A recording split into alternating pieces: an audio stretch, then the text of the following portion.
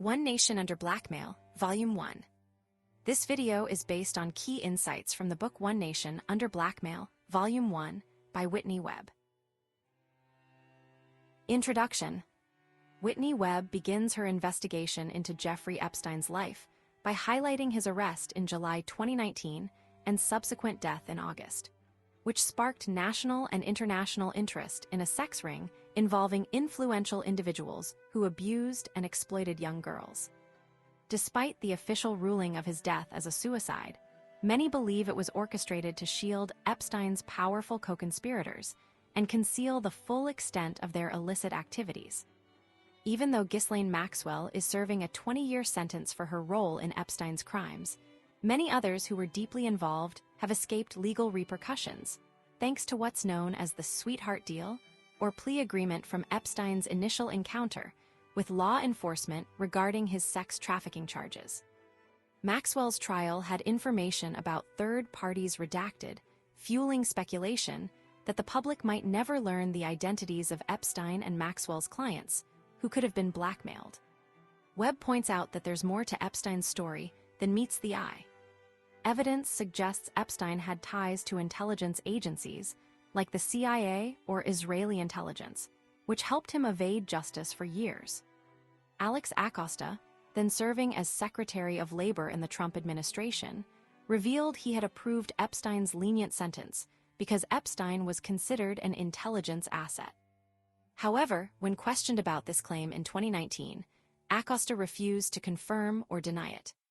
Mainstream media, for the most part, chose to focus on the sensational aspects of Epstein's case instead of delving into these potential intelligence connections. As a result, Epstein is often portrayed as an isolated con artist and mastermind behind an extensive sex trafficking operation. But Webb argues that it's implausible Epstein acted alone for so long without powerful allies protecting him from law enforcement. Cindy McCain, wife of former Senator John McCain, even admitted at a 2020 event that everyone knew about Epstein's misconduct and authorities were reluctant to apprehend him properly. If Epstein was truly a loner, how could he intimidate the entire nation's law enforcement for decades? Webb's book aims to unravel why Epstein received such heavy protection from justice concerning his sex trafficking and financial crimes, as well as why his reported connections with intelligence agencies are now dismissed as mere conspiracy theory. The author explores the possibility that powerful politicians were aware of Epstein's activities but failed to act. Throughout history, there have been other men like Epstein who engaged in sexual blackmail, aiming to gather compromising information on influential figures for manipulation and control. Many of these individuals trace their roots back to the intertwined worlds of organized crime and intelligence agencies, a relationship that has grown stronger since World War II through initiatives like Operation Underworld. Understanding Epstein's vast network of connections and the institutions that shielded him is crucial to comprehending his extensive criminal activities fully. Exposing these networks also sheds light on the corruption within American national security agencies and law enforcement, allowing for a better understanding of how such covert power structures operate to corrupt and manipulate public institutions using blackmail, bribery, and assassinations. Jeffrey Epstein isn't an anomaly. His actions represent just the tip of a massive iceberg. His associates and clients, many of whom have hidden behind their public personas as successful lawyers, businesspeople, and lobbyists, have a darker side that involves sex trafficking and blackmail, as revealed in historical events and deep politics. Former CIA officer Bruce Hemings, in the early 1990s, described this network of powerful individuals as the Enterprise. They are primarily right-wing Republicans, but also include Democrats, mercenaries, former mafia members, and opportunists. This group consists of CEOs, bankers, presidents, airline owners, and national television network proprietors who value power and money above all else. They disregard laws, the Constitution, and oversight committees, preferring to subvert, manipulate, and deceive them for their benefit. Their tactics include innuendos, character assassination, planted stories, and incomplete thoughts designed to confuse. If caught, they destroy evidence, lie under oath, and secure lucrative positions with major corporations upon their release from any legal consequences. This group will stop at nothing to take over not only the CIA, but also entire governments, and even the world if it means gaining more power and wealth. In essence, Whitney Webb's exploration of Jeffrey Epstein reveals that his story is interconnected with a broader web of influential figures who utilize blackmail, bribes, and assassinations as tools to control public institutions while exploiting them for personal gain. To prevent similar crimes in the future and properly address Epstein's transgressions, one must acknowledge these entrenched covert power structures and their corrupt practices. Chapter 1: The Underworld. In the first chapter, Whitney Webb delves into a tale involving Jeffrey Epstein, blackmail, corruption, and hidden secrets. She begins by recounting a historical incident, the fire on the SS Normandy in 1942, which was initially suspected to be an act of German sabotage, but later found to be due to incompetence. This sets the stage for exploring the intertwined worlds of spies and criminals. Webb then shifts focus to Operation Underworld, a World War II initiative where the Office of Naval Intelligence, ONI, collaborated with organized crime figures like Charles Lucky, Luciano for counterintelligence activities.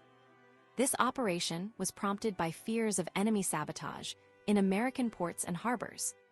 Luciano, a powerful mob boss, provided crucial intelligence for the Allied invasion of Sicily through his connections with lower-ranking gangsters and mafia figures.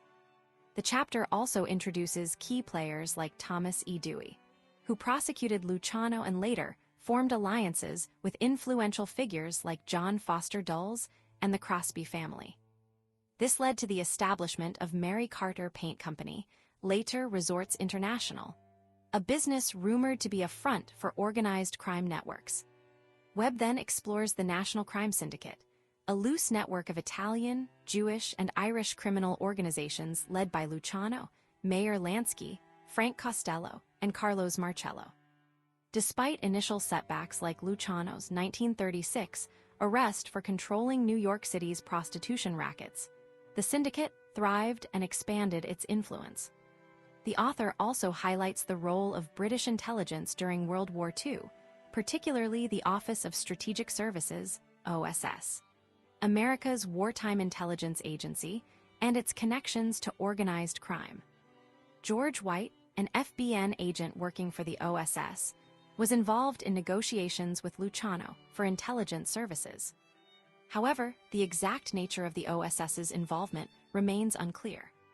The chapter concludes by introducing Operation X, a proposed theory by Peter Dale Scott that suggests post-war narcotics operations were subordinated to anti-communist activities and used as cover for mob assets, including drug traffickers, worldwide. George White, an FBN agent with experience courting organized crime figures, is identified as a player in this apparatus, alongside other veterans of the Federal Bureau of Narcotics, brought into the OSS and CIA. In summary, Whitney Webb's chapter explores the complex relationships between Jeffrey Epstein, organized crime figures, intelligence services, and historical events, revealing a web of blackmail, corruption, and hidden secrets that spans decades. Chapter 2: Booze and Blackmail. In this chapter, Whitney Webb delves into the story of the Bronfman family's rise to prominence in North America's liquor industry, particularly during the Prohibition era. The tale begins with Samuel and his brothers, who were originally from Bessarabia, now part of Moldova and Ukraine. They immigrated to Canada in 1889, fleeing anti-Semitic persecution. Despite their humble beginnings as farmers, they eventually ventured into trading horses, which then led them into the hospitality and liquor business. Their transition was far from graceful. They faced accusations of violating local liquor laws and condoning illegal gambling in their inns. However, the family managed to turn things around, thanks largely to Sam's brother Harry's shrewd business acumen, which helped them navigate legal troubles caused by the gambling habits of another brother, Abe. As prohibition loomed in Canada and later in the U.S., the Bronfmans saw a lucrative opportunity. They exploited loopholes in provincial laws, setting up mail-order liquor businesses and creating a wholesale drug company to legally import alcohol for medicinal purposes. This company was allegedly acquired through a bribe to a prominent politician. Sam Bronfman's network of connections, particularly with the Hudson's Bay Company, proved crucial during Prohibition. These ties enabled them to import liquor from England and Scotland, even after Prohibition was enacted in Canada. The Bronfmans also formed strategic alliances with key figures in organized crime, including Charles Lucky Luciano, Moe Dalitz, Abner Longy Zwilman, and Mayer Lansky, among others. These connections facilitated their smuggling operations across the U.S.-Canada border and into the Caribbean and Mexico. Despite legal challenges, including charges of conspiracy and tax evasion, the Bronfmans managed to evade major repercussions through skillful maneuvering. They destroyed documents that could have incriminated them and, when cornered, negotiated a $3 million settlement with U.S. authorities, a small fraction of their Prohibition profits. The Bronfmans' ties to organized crime likely influenced efforts to chronicle their rise. One biographer, Terence Robertson, died under mysterious circumstances after threatening to reveal uncomfortable truths about the family's early days in the hotel business and their bootlegging operations. In summary, Webb's narrative illustrates how the Bronfmans' strategic alliances, shrewd business tactics, and connections to organized crime propelled them from immigrant status to become leading figures in Canada's liquor industry during Prohibition. Their story underscores themes of corruption, blackmail, and the exploitation of loopholes in law for personal gain. Chapter 3: Organized Crime and the State of Israel. Whitney Webb delves into the intricate world of Jeffrey Epstein, blackmail, corruption, and dirty secrets by exploring the historical context of organized crime's involvement in Israel's state-building efforts. This narrative begins with Samuel Bronfman's secret purchase of Canadian weapons for the Haganah during World War II. Despite his prominence as a liquor baron and head of the Canadian Jewish Congress, Bronfman remained tight-lipped about Zionist matters, exemplifying the family's quiet manipulation. Bronfman's involvement in arming Zionist paramilitaries was not unique. The tendency to aid such groups was widespread among pro-Zionists in Canada, America, Latin America, and beyond during the late 1940s. This support played a crucial role in Israel's formation as an independent state in 1948. The Haganah, an organized Zionist paramilitary network overseen by the Jewish Agency, a branch of the World Zionist Organization, was instrumental in establishing towns, villages, and defense groups in Mandatory Palestine under David Ben-Gurion's leadership. In 1945, the Haganah initiated efforts to stockpile weapons from around the globe. Samuel Bronfman, through his close associate Zionist activist Rudolf Sonneborn, rallied Jewish millionaires and billionaires to fund this supply effort, a precursor to the later Mega Group, founded by Leslie Wexner and Charles Bronfman. To acquire these arms, Haganah operative Yehuda Arazi forged connections with various front companies, including those run by Leonard Weissman, a wealthy Pittsburgh-based businessman with interests in scrap metals, construction materials, shipping, and more. These fronts were crucial for purchasing and illegally exporting arms and munitions to Israel. Organized crime figures also became entangled in these clandestine operations. Mayer Lansky, a prominent mobster with Zionist sympathies, helped the Haganah secure maritime transit for weapons. His associates, Albert Anastasia and Joe Adonis, concealed Israeli-bound arms while causing mysterious losses at sea of Egyptian shipments. Another active mobster, Joseph Bayonjo Zickerly, orchestrated lucrative arms deals with various countries, including Cuba and Nicaragua. Zickerly's operations expanded beyond Latin America when he began collaborating with Canadian mobster Vincenz Cotroni to import heroin into Canada. This collaboration coincided with Zickerly's ties to Louis Rosenstiel, a liquor magnate whose fourth wife claimed that Zickerly was secretly connected to his New Jersey warehouses managed by Schenley Industries, an enterprise owned by Rosenstiel. The connections between organized crime and the Haganah were further reinforced through various front companies, such as those orchestrated by Nahum Bernstein, a New York attorney. These firms facilitated weapon acquisition and smuggling, while others, like Materials for Palestine and Inland Machinery and Metal Company, provided legal cover for arms exports to Israel. The formation of the Haganah had a profound impact on modern Israel's defense capabilities. Through their clandestine efforts, Zionist activists and mobsters alike helped ensure that Israeli forces could fight for independence against the Palestinians and Arab armies. This support laid the groundwork for Israel's eventual emergence as a sovereign state. In examining these historical connections, Webb uncovers a tangled web of relationships between organized crime, political activism, and state building in Israel. The lines between legitimate support for Zionist causes and illicit activities blurred, ultimately creating an environment ripe for corruption and blackmail factors that would persist long after the establishment of the Israeli state. Chapter 4: Roy Cohn's Favor Bank. Whitney Webb's Chapter 4 explores the life of Roy Cohn, a powerful figure in American politics known for his manipulative skills and close connections to organized crime. The chapter delves into how Cohn's family background, particularly his father Albert Cohn and his mother Dora Marcus, influenced his career and dealings. Albert Cohn started as a lowly worker, but rose through the ranks of New York's legal scene, becoming an assistant district attorney and later chief district attorney in the Bronx. His connections to the Democratic Party, especially with Ed Flynn, were crucial in his career advancement. Albert Cohn even married into wealth when he wed Dora Marcus, whose father, Joseph S. Marcus, was a successful banker. This union likely accelerated Al's legal career, eventually leading to his son Roy's birth. Roy Cohn, however, is the focus of this narrative. Known for his exceptional abilities in deal-making and manipulation from a young age, he used these talents to secure jobs for others through his father's political connections while still a teenager.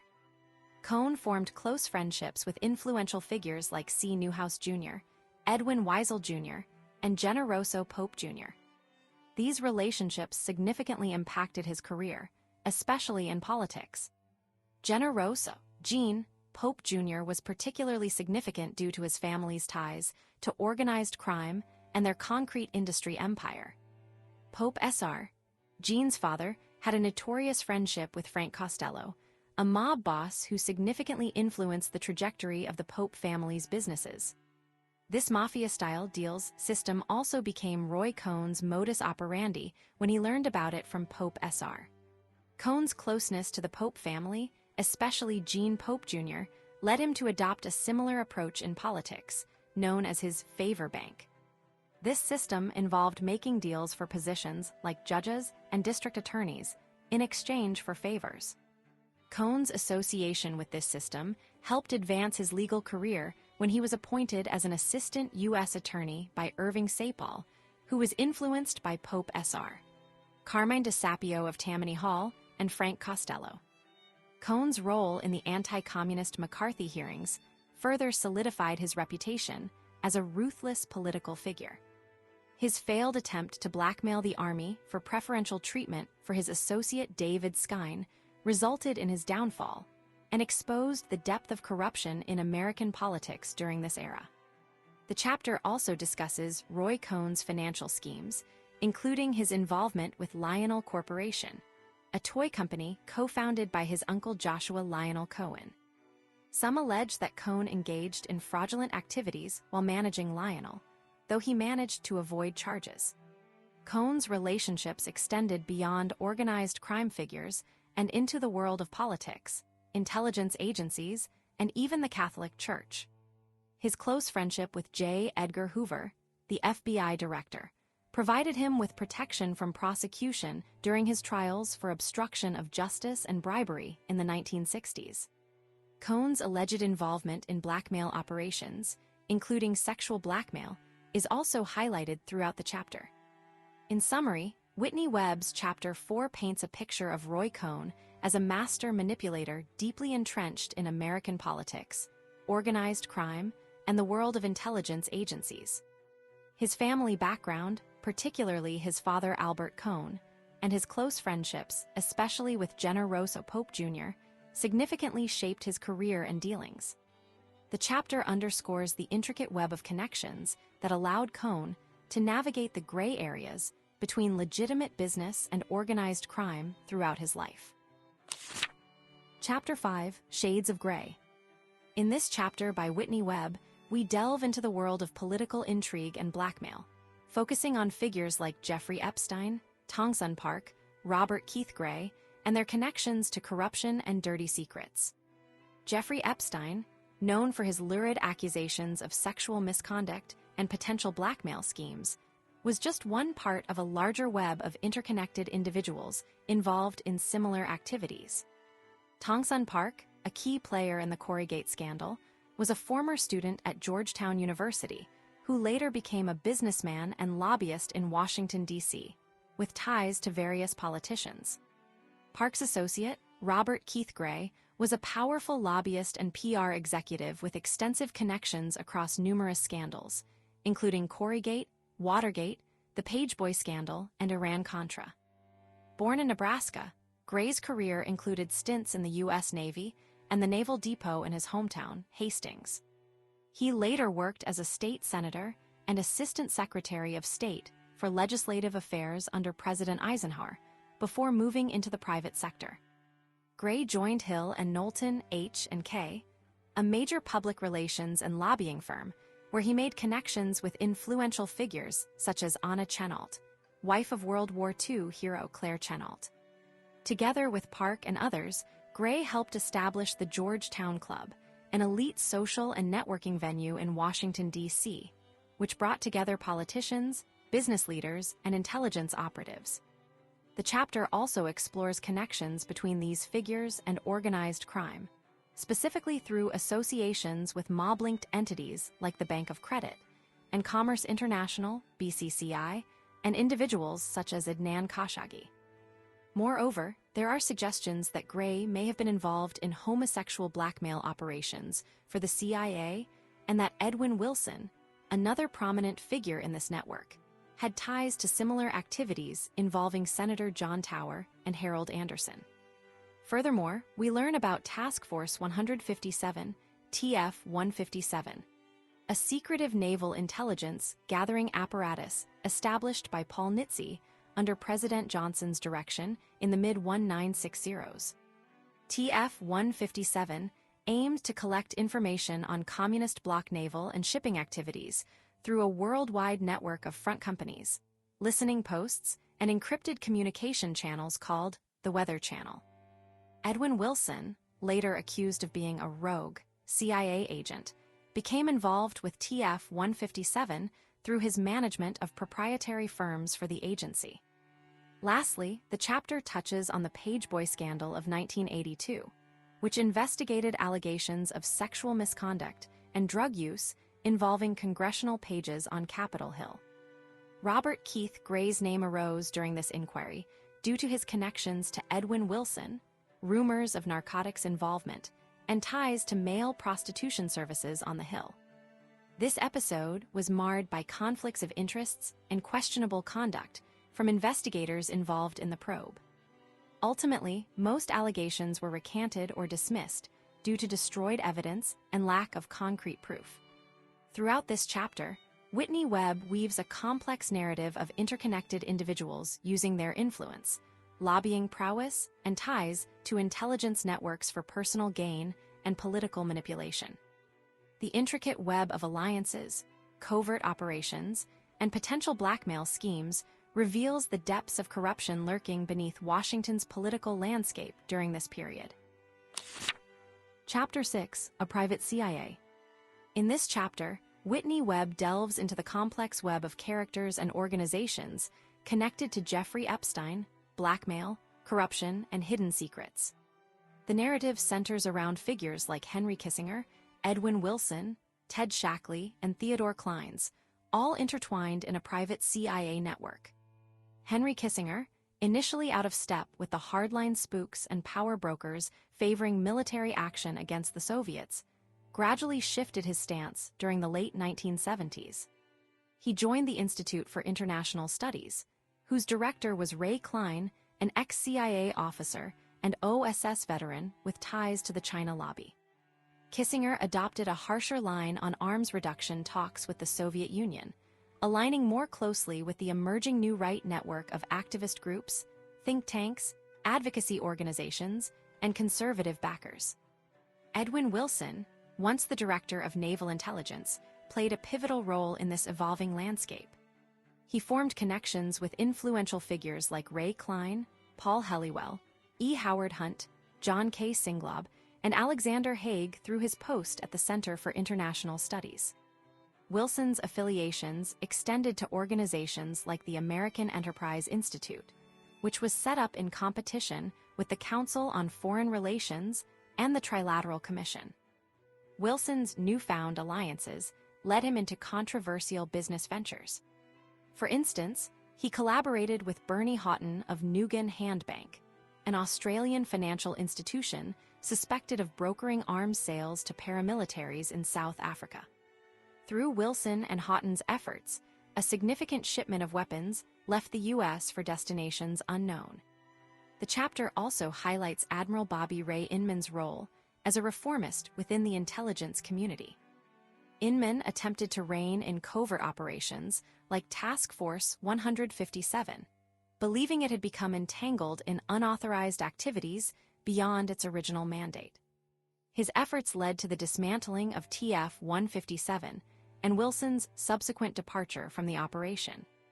Webb further explores how Kissinger's geopolitical stance shifted, aligning more closely with the New Right's objectives.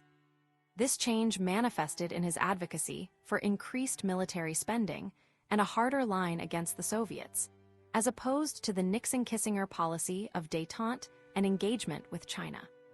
As this story unfolds, connections between various players emerge, illustrating an interconnected web of blackmail, corruption, and hidden secrets. The narrative underscores the intricate relationships that shaped political landscapes during the late 20th century, highlighting the persistence of covert operations and their influence on international relations. Chapter 7: A Killer Enterprise. In this chapter, Whitney Webb explores the intricate web of corruption surrounding Jeffrey Epstein and his associates, revealing connections to illicit activities such as blackmail and money laundering.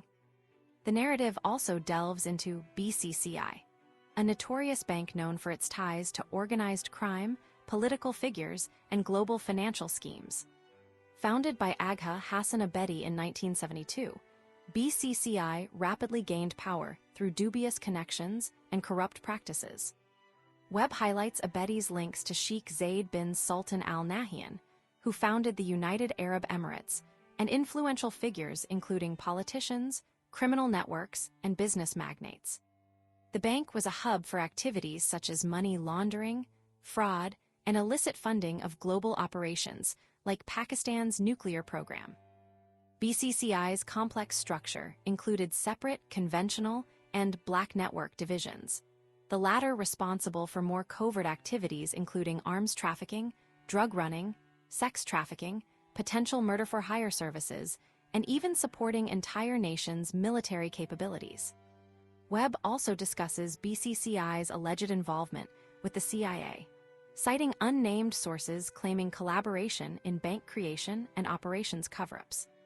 Webb then investigates how BCCI entrenched itself within the U.S. financial system through strategic investments like its purchase of a significant stake in Bank of America and its use of offshore entities to obfuscate its control over various holdings, including First American Bankshares, formerly Federal Savings and Loan Insurance Corporation.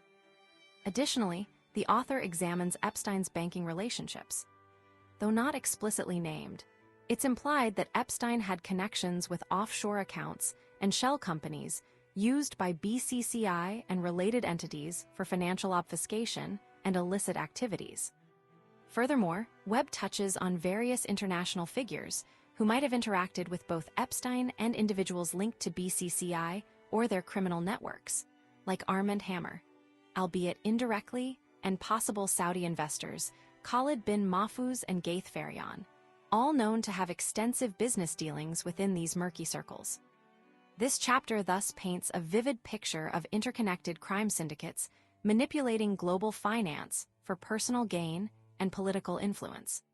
Characters like Jeffrey Epstein are portrayed as pawns in a larger game of shadow banking, corruption, and potentially blackmail involving notorious figures from multiple countries, with Jeffrey Epstein's name echoing through the narrative by association. Chapter 8, Clinton-Contra. In this chapter, Whitney Webb delves into the intricate web of connections involving Jeffrey Epstein, blackmail, corruption, and hidden secrets. The story begins with the downing of a C-123K plane carrying supplies for the Nicaraguan Contras in 1986, which led to uncovering various plots and covert operations. The plane's pilot, Eugene Hasenfuss, revealed that he worked for Corporate Air Service, a company with ties to Southern Air Transport, SAT, an airline used by the CIA for clandestine missions. This connection pointed towards deeper involvement in the Contra support network. Webb explores the history of this specific plane, learning that it was previously owned by Barry Seal, a drug smuggler and CIA asset who had ties to both the Medellin and Cali cartels. Seal operated from Mena, Arkansas, where he engaged in various illegal activities like drug trafficking and facilitating weapons deliveries to Contra rebels. Webb highlights how SAT was entwined with the enterprise, a group orchestrating secret support for the Contras, and reveals that many individuals involved in these activities were connected to organized crime networks. The author also mentions the mysterious death of Barry Seal, which remains shrouded in suspicion due to possible CIA involvement or cover-ups. Furthermore, Webb touches on the complex history of Mena Airport and its association with various dubious figures, including Clinton family members like Roger Clinton, Bill's brother, and Jackson Stevens, a prominent Arkansas businessman with ties to the CIA. The chapter explores rumors of an Arkansas project connected to Iran-Contra, hinting at covert activities involving Laotian tribesmen training on land owned by Daisy Air Rifle Company, which had links to CIA officer Carl Jenkins and private donors tied to the enterprise. Webb's narrative also reveals a bank-building subplot that intertwines Jackson Stevens' interests with BCCI-connected Indonesian financier Mochtar Rayati, forming the basis for future partnerships and business ventures. The connections drawn between these individuals and their involvement in international financial networks emphasize the complex web of relationships that ensnared various political, criminal, and intelligence figures. Lastly, Webb highlights Clinton's development machine, focusing on Arkansas Governor Bill Clinton's economic development plan for the state, which significantly benefited businesses connected to Stevens Inc., including Worthen Bank and Trust and Rose Law Firm. These connections reveal how Clinton's policies fostered a pro-business environment that favored certain elites with close ties to the governor and his allies. The chapter concludes by discussing Offshored, detailing how Jackson Stevens' businesses became involved in offshore financial schemes, including AIG's Coral Reinsurance Company, set up through Goldman Sachs with the help of former Treasury Secretary Robert Rubin. Webb also links this story to Bill Clinton's presidency, when Rubin served as director of the National Economic Council and later became Clinton's Treasury Secretary, ultimately authorizing Jeffrey Epstein's visit to the White House in 1993. Chapter 9, High-Tech Treason. Whitney Webb's chapter delves into the life of Robert Maxwell and his connections to various intelligence agencies, organized crime, and corruption. Born in Ukraine, Maxwell adopted multiple aliases before joining British military intelligence during World War II. Post-war, he formed alliances with influential figures like Count Friedrich van den Heuvel and Allied forces, which aided him in acquiring publishing rights for scientific journals and establishing the Pergamon Press as part of his media empire. Maxwell's empire attracted intelligence agencies' interest due to his connections with prominent figures. His relationship with MI6 was rocky and opportunistic, but he eventually became an Israeli intelligence asset in the early 1960s. His business dealings and political aspirations led him to become a Labour Party MP for a brief period. Despite losing control of Pergamon Press due to financial mismanagement, Maxwell reacquired it later. Maxwell cultivated relationships with high-profile politicians, businessmen, and fixers, whom he referred to as his sources. These included Margaret Thatcher, Shaul Eisenberg, Edmund Safra, Henry Kissinger, George H.W. Bush, and others.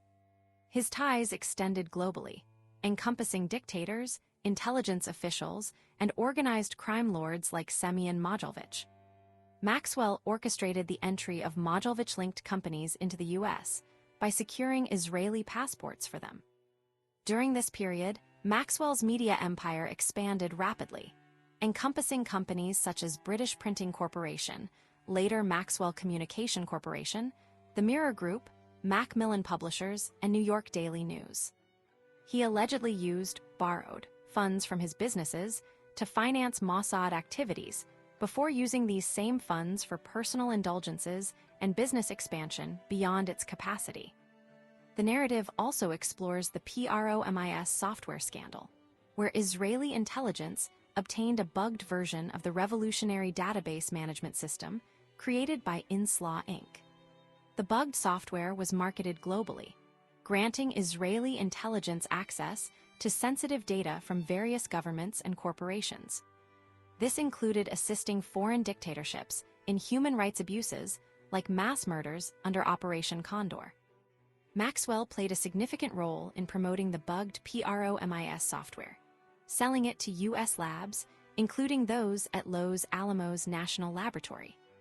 He facilitated this by collaborating with Henry Kissinger and paying Senator John Tower $200,000 for assistance.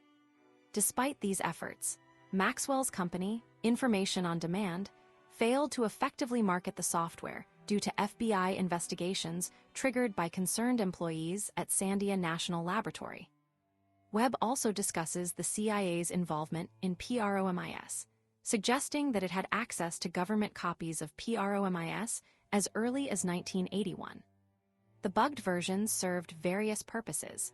Israeli intelligence focused on global spying, while the CIA-linked version targeted financial institutions and money laundering operations. The collaboration between the two agencies hinted at a more interconnected relationship rather than competitive, as previously claimed by certain authors. Robert Maxwell's death, ruled as suicide in 1991, remains controversial due to allegations of murder and political blackmail surrounding his demise. His involvement in the PROMIS scandal, connections to organized crime figures like Earl Bryan, and influence over prominent individuals continue to intrigue investigators and conspiracy enthusiasts alike. The narrative sheds light on a complex web of international intrigue involving various political figures, media moguls, and organized crime syndicates. Chapter 10, Government by Blackmail, The Dark Secrets of the Reagan Era. In this chapter, author Whitney Webb delves into the murky world of government corruption and blackmail during the Reagan era. The narrative revolves around key figures like Roy Cohn and their involvement in nefarious activities, including sexual blackmail, organized crime, and political manipulation. Roy Cohn, a powerful figure in New York City, was known for his favor bank system, which allowed him to influence judges, elected officials, and other influential individuals. His connections extended to organized crime, high-profile media personalities like Barbara Walters and Donald Trump, and even the CIA. Cohn's political star rose during Ronald Reagan's 1980 presidential campaign, where he played a significant role in securing federal judgeships for individuals connected to his network. Cohn's influence was evident in the selection of Tom Bollen, his law partner, as a key figure in Reagan's transition team and later in various government roles. Bollen, like Cohn, had ties to organized crime and influential figures such as Rupert Murdoch and Alan Dershowitz. Webb also discusses Covenant House, an organization founded by Bruce Ritter to help homeless youth. However, Ritter faced allegations of sexual relationships with teenagers in his care and misuse of Covenant House funds. Despite the scandal, Ritter maintained close ties to powerful individuals, including Robert Macaulay, a prominent Republican fundraiser linked to Contra financing networks. The chapter further explores the Franklin scandal in Omaha, Nebraska, involving Lawrence King, a credit union manager accused of running a pedophile ring and laundering money for Contra rebels. King's network allegedly included prominent Republicans and figures connected to the Iran-Contra affair. Additionally, Webb discusses Craig Spence, an influential lobbyist with ties to U.S. intelligence and a pedophile ring. Spence hosted parties attended by high-ranking officials, businessmen, and military officers, allegedly using these gatherings for blackmail purposes. The narrative also touches on Executive Jet Aviation, EJA, an airline with connections to organized crime and the CIA. Bruce Sundlun, a Washington attorney and EJA board member, facilitated the merger of Penn Central Railroad with EJA. The airline's role in procuring girls for clients and exploiting them for blackmail led to its downfall. Lastly, Webb connects these stories to Leslie Wexner, founder of The Limited, by tracing the hiring of 2 EJA pilots by Wexner's company in 1993. This connection implies a broader web of interconnections between political figures, organized crime, and powerful business entities during the Reagan era. And that brings us to the end of our summary of this book. I hope you found it insightful and valuable. If you enjoyed this video, hit like and subscribe for more. Your support helps us bring you more great content. Thanks for watching.